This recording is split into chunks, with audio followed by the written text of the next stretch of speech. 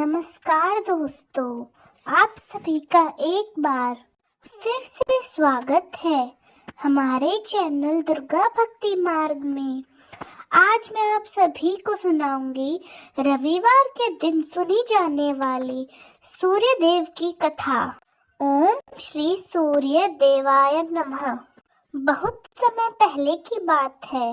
किसी राज्य पर एक राजा राज किया करता था। उसके पास सिपाही, घोड़े, दास दासियां, धन दौलत सब कुछ था। सिर्फ राजा रानी को एक ही कमी थी कि उन्हें कोई संतान नहीं थी। इस कारण राजा रानी बहुत ही दुखी रहते थे। संतान प्राप्त के लिए उन्होंने हर तरह का दान धर्म, धार्मिक अनुष्ठान, जाप मंत्र, व्रत, पूजा पाठ आदि सब कुछ किया, लेकिन उसका कोई फायदा नहीं हुआ।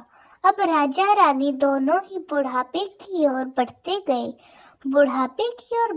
गए तो क्या होता है कि दोनों गहरी सोच में पड़ गए कि अब हमारे इतने बड़े राज्य को कौन संभालेगा, कौन बनेगा इसका उत्तराधिकारी, इस राज्य का वारिस कौन बनेगा, प्रजा की जिम्मेदारी कौन लेगा। राजा रानी दिन रात इसी चिंता में घुलने लगे। उन्हें खाने पीने की भी सुध नहीं रहती थी। तो एक सुबह राजा के दरबार में एक साधु आता है। तो दासी रानी को यह पीला करती है। तब रानी दासी से कहती है कि यह मेरा अंतिम दान धर्म है। इसके बाद मैं अपने हाथों से कोई दान धर्म, कोई पुण्य का काम नहीं करूंगी। रानी चावल भरा छाछ हाथ में लेकर बाहर आई और साधु की झोली में भिक्षा डालने आगे की ओर बढ़ी। तो उसके चेहरे पर छाई उदासी साधु की दृष्टि में आ गई। साधु ने रानी से पूछा, हे देवी, आप इतनी उदास क्यों है, क्या हुआ है? तब रानी ने साधु महाराज को अपनी सारी हकीकत बता दी और सिसकने लगी। उसे ऐसे देख साधु कुछ पल गंभीर हो जाता है और कहता है, चिंता मत करना देवी, आपकी संतान की इच्छा पूरी हो जाएगी। आपकी कोख से एक सुंदर पुत्र जन्म लेगा, लेकिन वह मात्र 14 साल तक ही आप लोगों के पास रह पाएगा। उसके आगे वह है इस मृत्यु लोक में नहीं रहेगा। इससे बढ़कर आपको कुछ देना मेरे लिए संभव नहीं है। अपनी बात पूरी करते उसने अपनी झोली में हाथ डाला, थोड़ी सी भभूत निकालकर रानी को दी और कहा, आप और महाराज दोनों इसे बांटकर खा लेना। आपको जल्द ही प्रतापी पुत्र प्राप्त होगा। इतना कहकर साधु अपनी भिक्षा लेकर अपनी राह को चला गया। उस रात जब राजा अपना राजकाज खत्म करके रानी के महल में गया तो रानी ने राजा को सुबह वाली सारी बात बता दी और साधु की दी हुई भभूत राजा को दिखाकर बोले, महाराज, साधु महाराज ने यह भभूत हम दोनों को ग्रहण करने को कहा है। राजा बोले, इतना दान धर्म किया, जब तक इसका कोई फल नहीं मिला, अब इस भरोसे में हमें संतान प्राप्त होगी क्या? उसे पर रानी बोली, जब इतना सब कुछ किया है तो यह भी सही, क्यों हम साधु के क्रोध को बुलावा दे। राजा को अब किसी बात पर विश्वास नहीं था, पर रानी को दुख न पहुंचाने के लिए वह राजी हो गया। उसे साधु महाराज का नाम स्मरण करके उसने भभूत महाराज को दी और खुद भी ग्रहण कर ली। उसके बाद दोनों निश्चिंत होकर सो गए। कुछ दिन गुजरने पर साधु द्वारा कहे अनुसार रानी गर्भवती हो जाती है। इस पर रानी और राजा दोनों की खुशी गगन में नहीं समाती। राजा रानी से बोला, महारानी, सचमुच साधु महाराज की कृपा हो गई। उसके बाद तो 9 माह 9 दिन और 9 घंटे पूरे होकर रानी ने एक सुंदर गोरे चिट्टे पुत्र को जन्म दिया। राजा ने बड़ी धूमधाम से पुत्र का नामकरण किया। सारे राज्य में 8 दिन तक यह जश्न मनाया गया। बड़ा उत्सव बनाया गया। अब पुत्र की कुंडली दिखवाने के लिए राजा ने राजपुरोहित को अपने महल बुलवाया। लेकिन राजपुत्र की कुंडली देखकर पंडित जी दुखी हो गए और राजा से बोले, महाराज, हमारा राजपुत्र केवल 14 वर्ष तक ही हमारे पास रह पाएगा। राजा को इस बात की तो भनक थी ही, रानी को भी। साधु महाराज की बातें याद थी, दोनों चुपचाप रह जाते हैं। उसके बाद राजा और रानी बड़े प्यार से बेटे की परवरिश करते हैं, उसकी हर ख्वाहिश पूरी करते हैं। थोड़े समय के लिए ही सही, भगवान ने उनकी संतान की मुराद पूरी की। इससे वे अपनी समस्या का समाधान मानते हैं। राजपुत्र दिन प्रतिदिन बड़ा होने लगा। जब वह 7 साल का हो जाता है तो राजा एक अच्छे से गुरु की नियुक्ति करके उसे पढ़ाई लिखाई, राजशास्त्र, शास्त्र विद्या, घुड़सवारी इत्यादि 12 विद्याओं का शिक्षण देते हैं। जब वह सब शास्त्र विद्या में पारंगत हो जाता है और 12 साल की उम्र का होता है, तब राजा रानी एक अच्छी सी राजकन्या खोजकर उसकी शादी कर देते हैं। और फिर 2 साल बीत जाते हैं। राजपुत्र 14 वर्ष का हो जाता है। वह राजा से कहता है, पिताजी, मैं अपना सारा राज्य घूमकर देखना चाहता हूँ। आज तक मैंने सिर्फ इस राजवाड़े के अतिरिक्त कुछ नहीं देखा। बेटे की बात सुनकर राजा चिंतित हो जाता है, क्योंकि पुत्र को 14वां साल शुरू हो चुका था। अब कोई अनहोनी होने का वक्त नजदीक पहुंच गया था। लेकिन राजा यह सब बातें पुत्र को नहीं बता सकता था। वह और करता भी क्या, चेहरे पर खुशी लाकर बेटे से कहता है, जरूर बेटा, तुम्हें अपना सारा राज्य घूमकर देख लेना चाहिए। कहाँ क्या है, तुम्हें यह सब जानना चाहिए। कल मेरे बाद तुम ही तो इस राज्य को संभालोगे। लेकिन तुम मेरी एक बात का ध्यान रखना, तुम जहाँ भी जा रहे हो, क्या कर रहे हो, यह बात अपनी पत्नी को मत बताना। पुत्र कहता है, ठीक है पिताजी, आपने जो कहा है मैं वैसा ही करूँगा। राजपुत्र दिन भर अपनी पत्नी के साथ मौज मस्ती करता, खुशियाँ मनाता और रात को ठीक 12 बजे बिस्तर से उठकर बाहर चला जाता। फिर सुबह सूरज उगने से पहले अपने महल में वापस आकर सो जाता। ऐसे करते करते बहुत दिनों तक चलता रहा।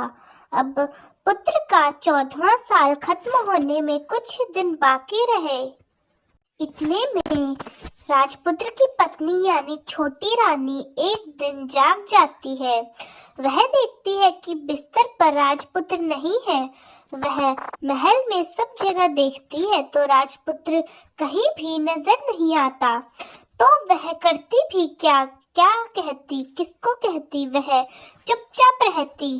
फिर सुबह होने पर वह देखती है कि उसका पत्नी अपनी जगह सोया हुआ था। वह अपने पति से कुछ नहीं पूछती, लेकिन दूसरी रात भी वैसा होता, तीसरी, चौथी, ऐसे करते करते बहुत दिन तक चलता रहा।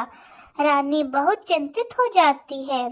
पति रात को जाता कहाँ है, किससे मिलने जाता है? उसके मन में ढेर सारे सवाल उठ जाते हैं, लेकिन वह किससे पूछती? उसे डर लगता था, शायद उसका पति उससे यह सवाल पूछने पर गुस्सा ना करे। सास ससुर से पूछने के बारे में सोचती तो कल की मर्यादा बीच में आ जाती। तो इस तरह माँ की मन ही मन वह घुटती रहती थी। इस हालत में उसे खाने पीने में भी दिलचस्पी नहीं होती। वह दुबली पतली हो जाती है। तो उसे राज्य में फूल बेचने वाली एक बुढ़िया मालिन थी। वह हमेशा छोटी रानी को राजमहल में फूल देने आया करती थी। उसे बुढ़िया का ध्यान हमेशा छोटी रानी पर लगा रहता था। वह उससे पूछती, बेटी तुम्हें किस बात का दुख है? तुम इस तरह सूख कर कांटा क्यों बन रही हो? उस पर रानी कहती है, मैं तुम्हें क्या बताऊं अम्मा, तुम्हारा राजपुत्र हर रात बिस्तर से उठकर पता नहीं कहीं चला जाता है और सुबह होते ही वापस आकर सो जाता है। वह कहाँ जाता है? प्रेमिका से मिलने जाता है। क्या यह सोच सोच कर मैं जल ग्रहण कैसे कर पाती हूँ? और इसी तरह सूख सूख कर कांटा बन गई। उससे एक उपाय वह बुढ़िया बताती है। वह उससे कहती है, बेटी आज ऐसा करना, तुम रात को मत सोना, उसके पीछे जाकर देखना कि वह कहाँ जाता है, क्या करता है। उसकी अच्छी तरह से पहरेदारी करना। पर मुझे नींद आ गई तो छोटी रानी उससे पूछती है। तो बुढ़िया बताती है, इसके लिए एक काम करना, अपने बाएं हाथ की उंगली में एक जख्म करना और उस पर थोड़ी सी मिर्च छिड़कना। उससे तुम्हें बड़ी जलन होगी और उस पीड़ा से तुम्हें रात भर नींद नहीं आएगी। रानी बुढ़िया के कहे अनुसार करती है। उंगली पर जख्म कर उससे नींद नहीं आती, लेकिन बाद में वह सो जाती है। दूसरे दिन जब बुढ़िया फूल लेकर सुबह महल में पहुंचती है और पूछती है, क्या हुआ बेटा, क्या तुम्हें कुछ पता चला? छोटी रानी उसे कल रात हुई सारी बातों के बारे में बताती है और कहती है, मैं तो कल सो गई थी। फिर बुढ़िया उसे कहती है, तुम उंगली पर थोड़े से बड़े जख्म करना और ज्यादा मिर्च लगाना। तो रानी ने वैसा ही किया, परंतु वह सिर्फ पति को बिस्तर से उठकर बाहर निकलते वक्त ही देख पाई और उसके पीछे नहीं जा सकी, क्योंकि उसकी आंखों में समय तक मट गई थी। दूसरे दिन सुबह बुढ़िया आई तो उसने पूछा। रानी कहती है, अम्मा आज भी मैं उनकी पहरेदारी ठीक से नहीं कर पाई और रोने लग जाती है। बुढ़िया उसे दिलासा दिलाते हुए कहती है, बेटा रोना नहीं, सब ठीक हो जाएगा। तुम आज रात जख्म और बड़ा करना और उस पर और ज्यादा मिर्च छिड़कना और एक काम करना, जब वह जाने के लिए निकले तो उसका रास्ता रोकना। बुढ़िया ने जैसा बताया रानी ने वैसा ही किया। आज रात उसे नींद नहीं आई।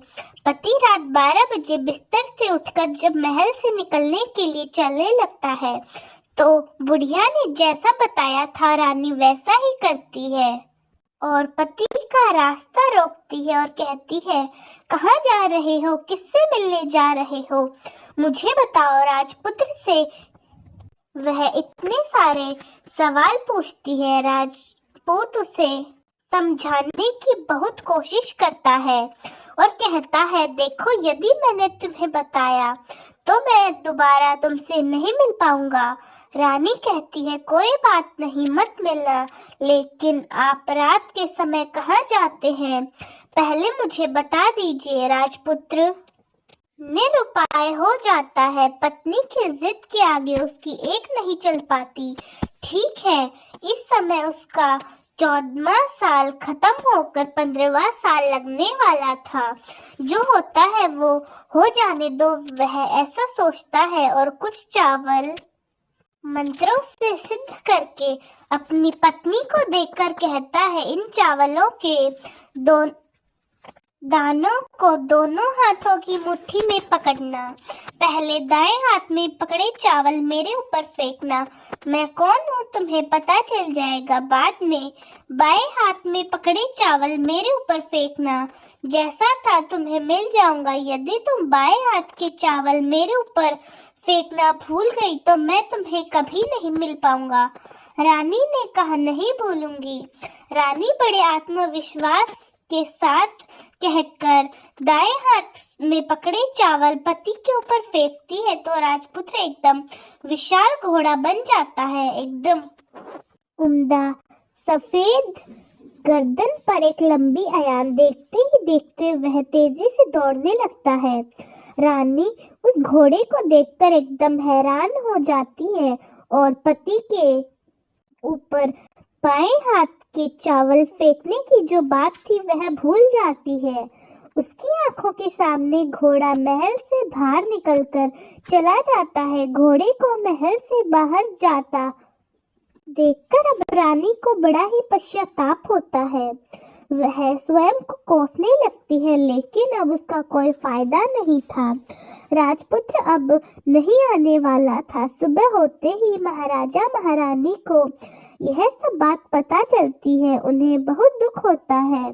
वे बिस्तर पकड़ लेते हैं और अपने बेटे की राह देखने लगते हैं कि उनका बेटा एक दिन जरूर वापस आएगा। इस तरह 1 महीना गुजर जाता है, 2 महीने, 3 महीने, आखिर 6 महीने पूरे होते हैं। राजपुत्र का कोई अता पता नहीं लगता। प्रधान राजपुत्र को ढूंढने के लिए राज्य के गांव-गांव सिपाही भेजने लगते हैं, लेकिन उन्हें कोई सफलता नहीं मिलती। इधर छोटी रानी अपने आप के कारण अपने पति को खो देती है। यह सोच सोच कर वह मन ही मन में घुटने लगती है और मन में प्रण करती है कि वह कुछ न कुछ करके अपने पति को ढूंढ जरूर लेगी और उसे वापस घर ले आएगी। सास ससुर के महल में जाती है और कहती है, मैं अपने पति को खोजने जा रही हूँ। महाराजा महारानी को और क्या चाहिए था? कुछ भी नहीं। वे उसे कहते हैं, बेटा कुछ भी करके उनका बेटा उन्हें वापस लौटा दो। वे बहू को जाने की अनुमति देकर कहने लगी, बेटी तुम्हें जहाँ जाना है वहाँ जाओ, वहाँ लेकिन हमारे बेटे को वापस लेकर आओ। अब रानी अपनी शाही वेश बदलकर एक सेठानी बन जाती है और कुछ नौकर चाकर को अपने साथ ले लेती है और राज्य की सीमा पर जाकर वहाँ एक भोजनालय खोल लेती है। वहाँ आने वाले सभी यात्रियों को मुफ्त में खाना देने के लिए कहती है और एक शर्त रखती है, खाने वाले को उसकी देखी हुई कोई अजीब सी घटना उसे मालकिन यानी राजकन्या को बतानी पड़ेगी। तो वहाँ आने वाला हर नागरिक अपनी तरफ से मैंने यह देखा कहकर मुफ्त में खाना खाकर जाता, परंतु रानी को जो बात चाहिए थी वह अब तक नहीं मिली थी। ऐसे ही कुछ दिन बीत गए। इधर क्या होता है कि रानी के महल में फूल लेकर आने वाली बुढ़िया के एक बेटा और एक बहू थे। उसका एक पोता भी था, यानी बुढ़िया के बेटे का बेटा। तो बेटा और बहू सुबह काम के लिए निकल जाते थे और पोते को संभालने की पूरी जिम्मेदारी उस बुढ़िया पर रहती थी। दिन भर बुढ़िया पोते को संभाला करती। उस बुढ़िया को पान खाने की आदत थी, लेकिन पान लगाने के लिए तो चूना चाहिए था। इसके लिए वह बुढ़िया सीपियाँ ले आई। इन सीपियों को गोबर के कंडे सेकने के लिए चाहिए थे। बस फिर क्या था, वह टोकरी लेकर चरवाहे के मैदान में गई। बहुत सारे कंडे उन्हें जमा करते करते घर आने में अंधेरा हो गया और शाम हो गई। काम से उसका बेटा और बहू घर पहुंचे तो देखा कि बच्चा घर पर अकेला है और रो रहा है। वे दोनों गुस्से से लाल पीले हो गए। इतने में बुढ़िया घर वापस आ गई। बेटे ने पूछा, पोते को घर अकेला छोड़कर कहाँ गई थी? बुढ़िया बताने लगी, मैं गोबर के कंडे इकट्ठा कर रही थी। इस पर बेटा बोला, दोबारा बच्चे को अकेला घर पर छोड़कर यदि कहीं गई तो मैं तुम्हें बहुत पीटूंगा। बुढ़िया कहने लगी, नहीं बेटा, फिर कभी ऐसा नहीं करूंगी। लेकिन दूसरे दिन बुढ़िया वह बात भूल गई और फिर चरवाहे के मैदान पर गोबर के कंडे इकट्ठा करने चली गई। शाम को जब बेटा बहू काम से वापस लौटे तो देखते हैं कि बच्चा घर पर दोबारा अकेला है और रो रहा है। अब उसके बेटे की सहन शक्ति खत्म होने लगी और बुढ़िया के वापस आने पर उसने उसे घर से निकाल दिया। बुढ़िया रात भर घर के बाहर अंधेरे में बैठी रही और सुबह होते ही हाथ में टोकरी लेकर कंडे इकट्ठा करने के लिए चरवाहे की ओर निकल पड़ी। उस दिन उसने कंडे इकट्ठा करने का मानो पागलपन ही सवार हो गया। कंडे इकट्ठा करते करते कब अंधेरा छा गया उसे पता ही नहीं चला। उसे जब ध्यान आया तो गांव का रास्ता भी ठीक से दिखाई नहीं दे रहा था। वह अंधेरे में आंख फाड़कर देखते देखते किसी तरह आगे निकल पड़ी तो क्या होता है, एक छन छन की आवाज करती हुई गले में घंटी बजाकर ठुमक ठुमक कर एक गाय उसे मैदान में आती हुई दिखाई दी। उस गाय को देखकर बुढ़िया सोचने लगी कि इस गाय के पीछे पीछे जाऊंगी तो गांव तक पहुंच ही जाऊंगी। तो बुढ़िया उसके पीछे पीछे जाने लगी। वह गाय क्या करती है, उस मैदान से लेकर 6 मैदान पार करती है। आखिर में वह 7वें मैदान में पहुंच जाती है। तो वहां क्या होता है कि उस मैदान पर एक बड़ा सा पत्थर था। जहां जाकर वह गाय वहां जाकर उस पत्थर पर अपना सींग मारती है तो वह पत्थर दूर हो जाता है और पाताल में नीचे जाने की सीढ़ियां दिखाई देने लगती हैं। तब वह सीढ़ियों से नीचे जाने लगती है। बुढ़िया भी उसको देखकर उसकी पूंछ पकड़ लेती है और उसके साथ साथ पाताल में पहुंच जाती है। पाताल में पहुंच तुरंत ही गाय की पूंछ छोड़ देती है और इधर उधर छुपने की जगह देखने लगती है। वहीं से बुढ़िया ने देखा कि पाताल में सब जगह जगमगाहट है और तेज रोशनी गाय के ऊपर पड़ती है और वहां अद्भुत घटनाएं घटने लगी। गाय के नीचे जाते ही उसके गले में अपने आप समतल पड़ गई और छम छम करके कोई दुआरी में गाय का दूध ढोने लगा। लेकिन जो भी वह कर रहा था वह दिखाई नहीं दे रहा था। बुढ़िया बहुत घबरा गई और सोचने लगी कि मैं कहाँ आकर फंस गई और सोचने लगी। फिर वहां छुपने के लिए जगह ढूंढने लगी लेकिन उसे कहीं भी जगह नहीं मिली। हर जगह उजाला ही उजाला था। तो वह कोने में खड़ी रह गई और जो कुछ सामने हो रहा था उसे चुपचाप देखने लगी। कुछ समय बाद वहां झट से एक उम्दा सफेद घोड़ा आया।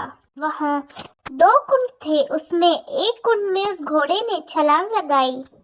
अब उसे राजपुत्र का रूप प्राप्त हो गया। राजपुत्र बनने के बाद उसने दूसरे कुंड के पानी में स्नान किया। वहां पर रखे नए कपड़े पहने। नजदीक ही एक सुंदर पलंग था, उस पर जाकर वह बैठ गया। उसके सामने अपने आप 5 पकवानों की थाली और एक दूध की प्याली आ गई। 5 सुपारी उसके सामने रख दी गई। राजपुत्र ने खाना खाया, दूध पिया, 5 सुपारी खाई और बिस्तर पर लेट जाने से पहले सूर्य देव का स्मरण करके सामने दिए से पूछा, दिए दिए मेरे माता पिता कहाँ हैं और क्या कर रहे हैं? दिया बताने लगा, बेटे के दुख में डूबे हैं। राज्य कौन संभालता है? राज्य प्रधान संभालता है। मेरी पत्नी क्या करती है? वह चौराहे पर भोजनालय शुरू करके बैठी है और आते जाते लोगों से वह नई खबर के बारे में पूछती है। दिए के यह कहते ही राजपुत्र कहने लगा, ठीक है। उसके बाद वह सो गया। बुढ़िया कोने में खड़ी रहकर यह सब देखती रह गई। ऐसी अद्भुत घटना उसने अपनी जिंदगी में पहली बार देखी थी। उससे अंदर ही अंदर चुलबुलाहट होने लगी। वह अपनी भूख प्यास भूल गई और आगे क्या होता है उसे उत्सुकता से देखने लगी। लेकिन उसके बाद और कुछ घटनाएं नहीं घटती। रात गुजर गई और सुबह हो गई। सुबह होने पर पलंग पर सोया पुत्र उठ गया और फिर पहले वाले कुंड में छलांग लगाई तो वह फिर से सफेद घोड़ा बनकर कुंड से बाहर आ गया।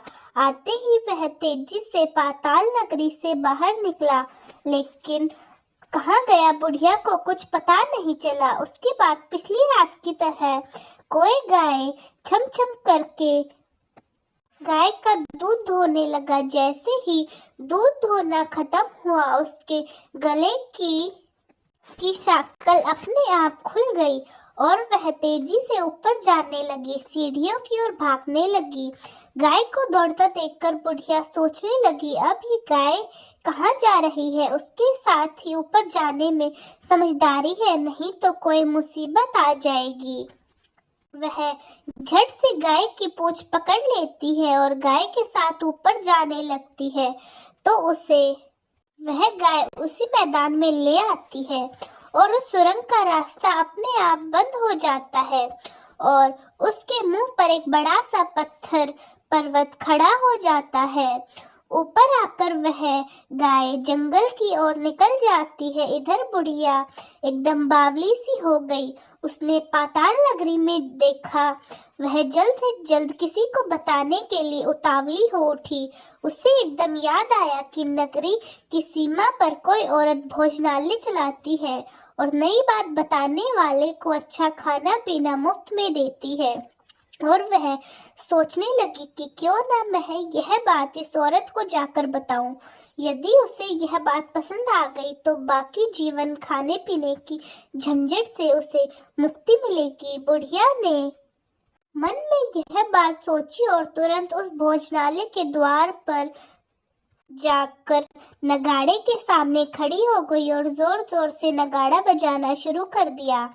नगाड़े के इस शोर को सुनकर मालकिन यानी छोटी रानी बहुत प्रसन्न हो गई कि शायद कोई बहुत बड़ी बात लेकर यहाँ आया है।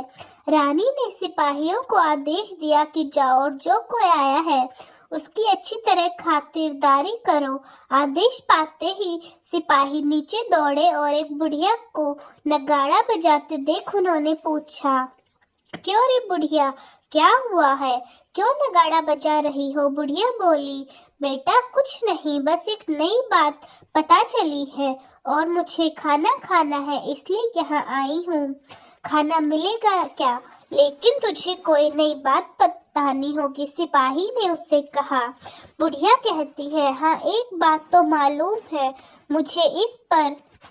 इससे सिपाही मालकिन का आदेश पाकर अंदर ले आए और कहा, कोई बुजुर्ग वहां आई है, उसके साथ अच्छी तरह पेश आना। रानी ने उन्हें आदेश दिया तो उन सिपाहियों ने उस बुढ़िया को भरपूर भोजन दिया। उसे बड़ी सी थाली भरकर व्यंजन परोस दिए। बुढ़िया कुछ दिनों से भूखी थी, वह खाने पर टूट पड़ी। खाना खाने के बाद सिपाही ने उसे नई साड़ी पहनने को दी और उसे लेकर रानी के पास आए। बुढ़िया और रानी ने तुरंत एक दूसरे को पहचान लिया।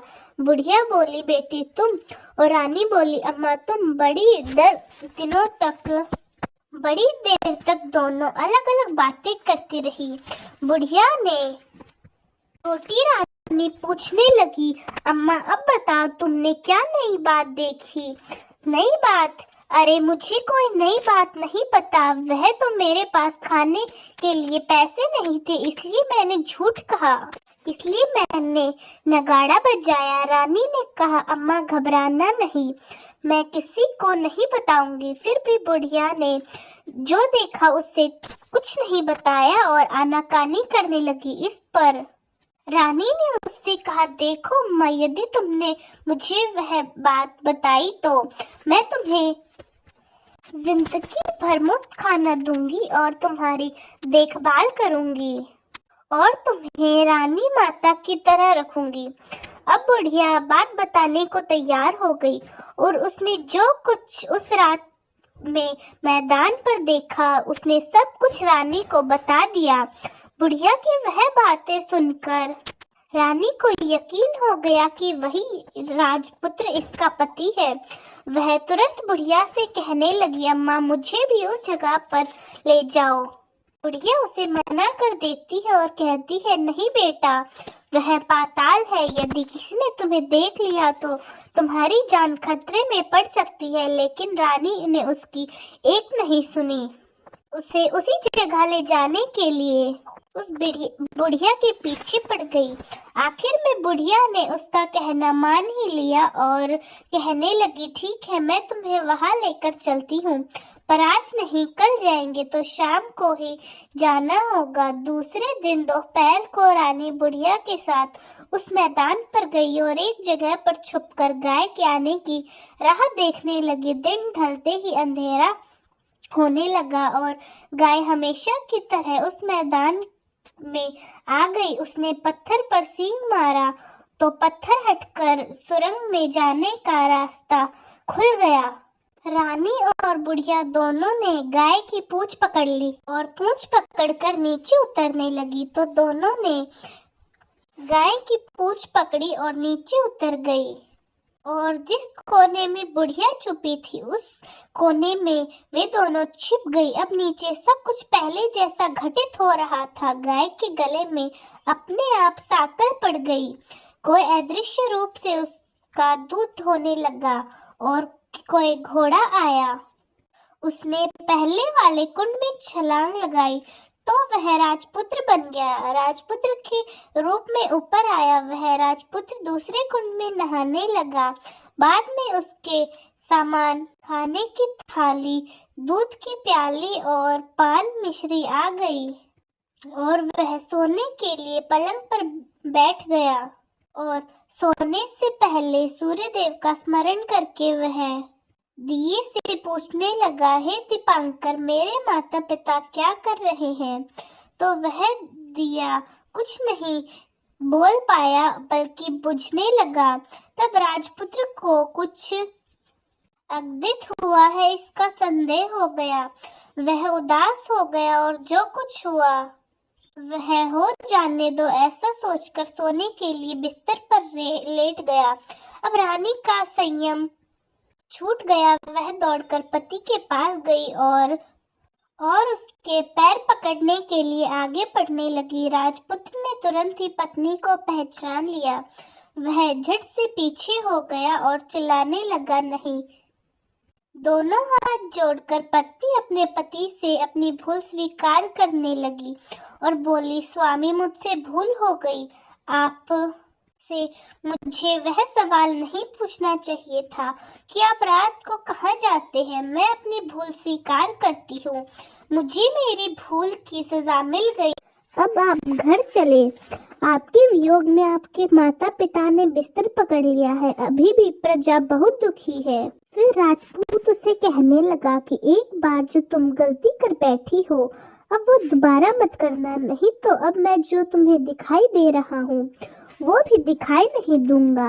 रानी अब विलाप करने लगी और जोर जोर से जमीन पटक पटक कर रोने लगी।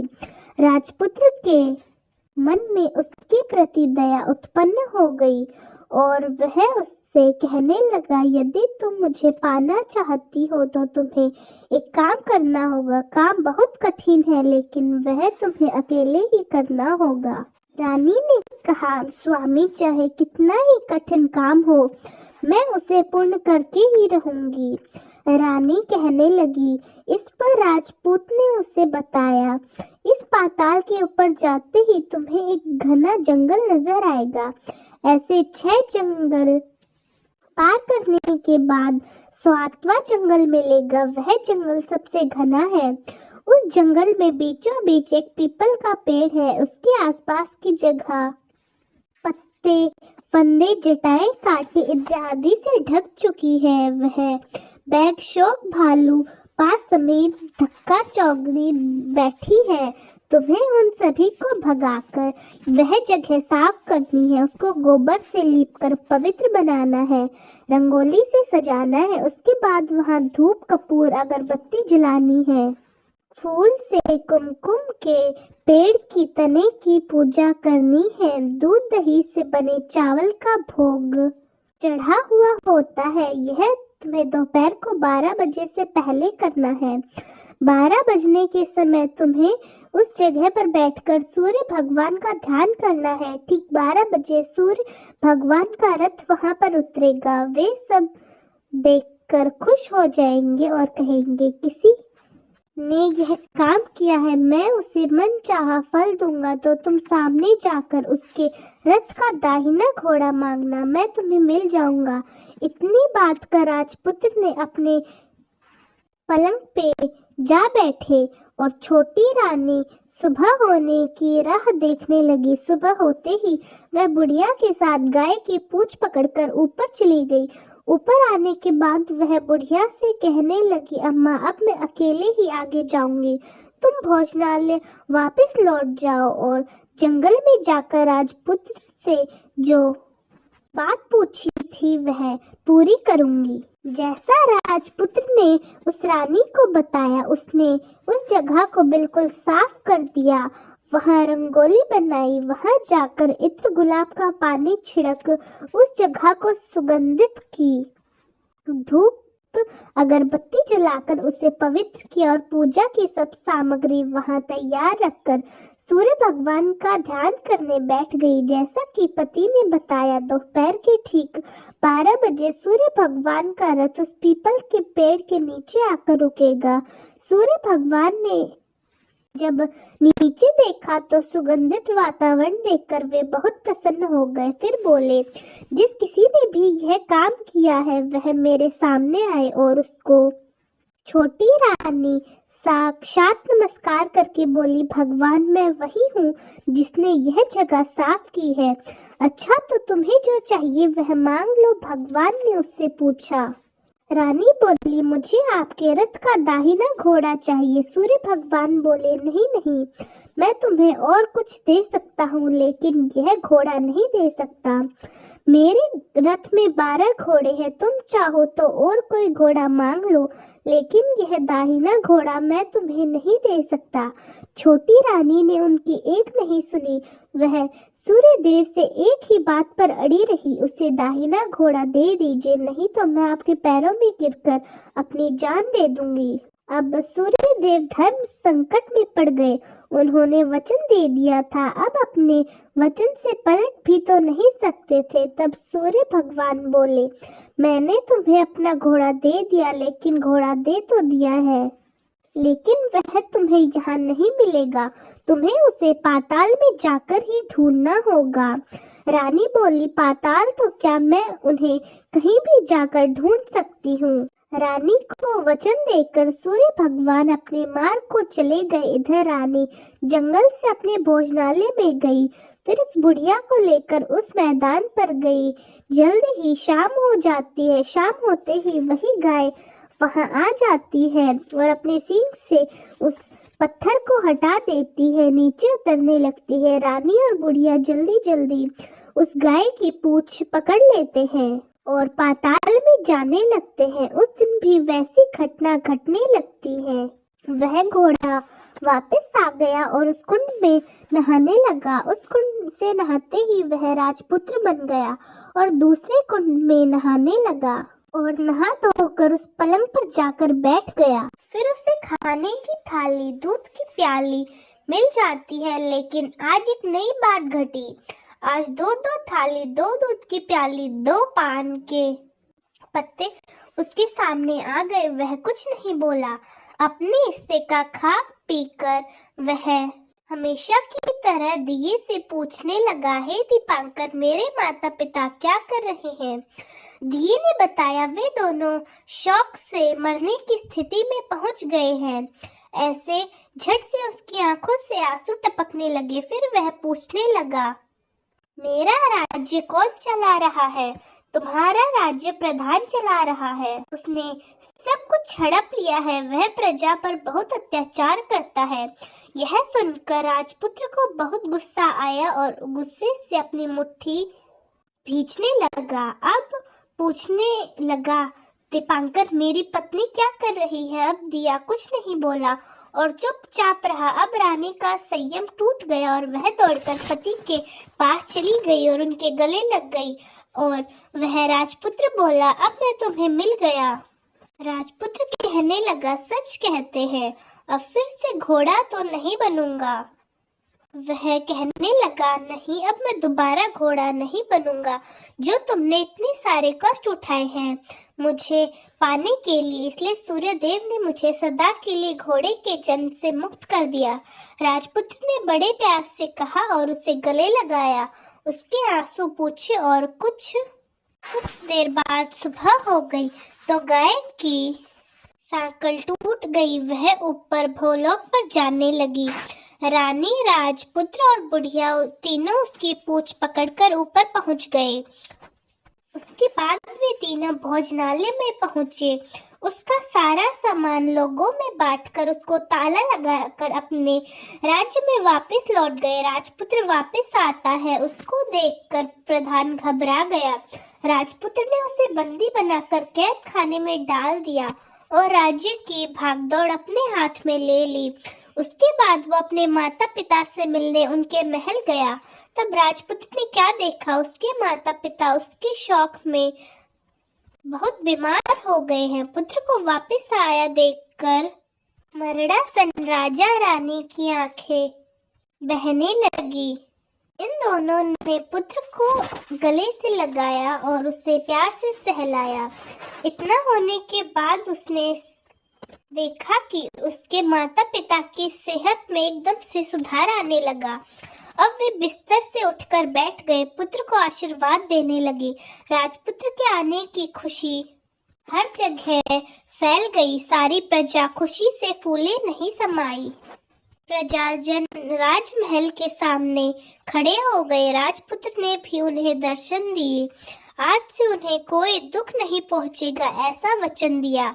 अब राजा अपने पुत्र का राज्य अभिषेक करके उसे सिंहासन पर बिठाता है और बहू को रानी का दर्जा देता है और स्वयं अपनी पत्नी के साथ ईश्वर स्मरण करते हुए खुशी से दिन बिताता है। महाराजा बना राजपुत्र अच्छी तरह से राज्य चलाने लगता है और अपनी पत्नी के साथ सुख शांति से जीवन बिताने लगा। उस बुढ़िया को रानी ने अपने पास ही रख लिया और उसकी अच्छी तरह देखभाल करने लगी। बुढ़िया और उसके बुढ़ापे के दिन खुशी से गुजरने लगे। तो दोस्तों, कैसी लगी आपको हमारी आज की कहानी? कमेंट्स में जरूर बताएं।